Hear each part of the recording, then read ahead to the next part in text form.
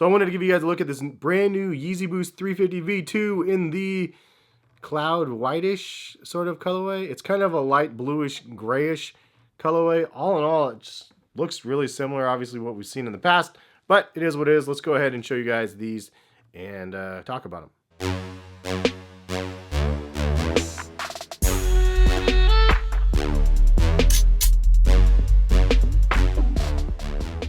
What is going on, guys? Hess here, CollectiveKicks.com. If you guys want to shop this week's top sneaker deals, check the link in the description, and happy shopping.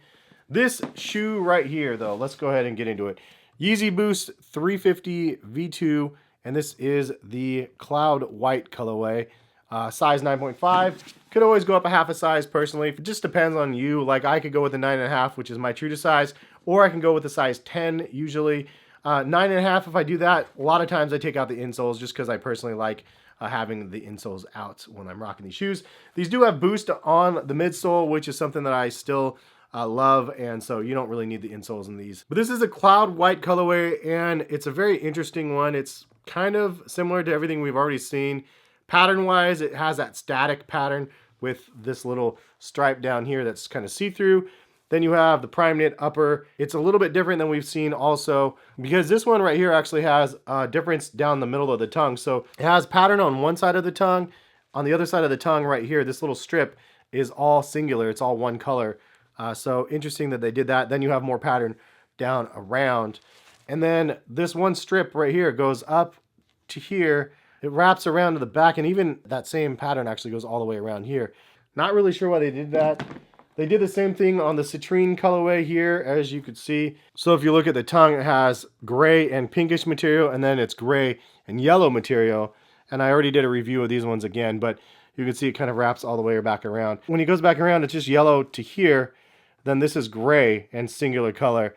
So this is a little bit different than this one. This one has kind of the same, it looks like the same sort of color on the way back here, and then it just wraps all the way around. So it looks somewhat similar to here, but this one has the color only to here.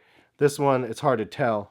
If you look at the inside of the shoe, it definitely looks kind of more baby blue to me. And then also the laces kind of are a little bit grayish, baby blue. I don't know, it's trippy. Like when you have light blues and grays, it just reminds me too much of each other. You do have a clear, like frosted midsole, which is kind of nice. And then there's a little bit more of that yellowed effect here that comes down and around the bottom of the shoe. So it's more of like a yellowed, like clear, and then this is like an ice clear on the side. So I always wonder why they do that, where they have one type of color on one side and then one other type of color on the midsole. It's something that they've done since the very, very first pair of Yeezys, and this is another example where they go midsole, different hit back here. And just that weird little off-centered stripe down the bottom of the shoe up to the front. And that's the traction part where it's rubbery, it's more grippy. This is different than this. So this has more grip, obviously, than the midsole. But it is what it is. I don't know why they do that, but they've been consistent at least on making it that weird dual combination of midsole and outsole. But that is a look kind of at the shoe. You have the three stripes back here on the back tab of the shoe. Similar to everything we've already seen before. Has rope laces on here, and they are not reflective. So they do have a reflective version. I'm sure they probably do have reflective laces, but this one does not. Which some of the models here and there, like the Lundmarks, actually have reflective laces on this one, but a lot of the other ones don't, such as the Clays. The Clays just have regular laces as well. But the Cloud White Yeezys, I mean, it's just another whitish sort of colorway. It's kind of the closest probably to the Statics, but it is, again, just sort of whitish. And I don't know why this one was probably more popular than the other one, which was this guy right here. Both of them don't have the pull tabs on the back, for those wondering. The Clays have the pull tab on the back for more of the recent releases. But yeah, I mean, I don't really get it. I mean, I personally, if I had a choice between these two and it was only one, my personal choice would be this color, because I like the overall theme of this one better. It's more wearable for me, at least in the fall and like wintertime and stuff like that. But leave a comment. What would you rather have? The cloud white joints right here, or the Citrin ones, or the Citrin ones? What do you guys think about this weird little difference in pattern, how they do this one little strip right here in one solid color, and then the rest actually in the different pattern. I think it's weird. But since it has the same like base tones as the rest of the shoe, you can't really tell. It just looks like an extra little hit of color. I don't know. I mean, it ties in the shoe really well, but it's just odd. I feel like they should just do the same pattern across the entire shoe. Wondering if they just go bolder and change that whole color in other models and really make it stand out, because that's one thing that the Yeezy 350 V2s have not been doing a lot lately. It's just all monotone colors. There's not a lot of standout in the colorways that have been dropping, but there's a lot of features of the shoe that they can make stand out, so it's interesting that they don't.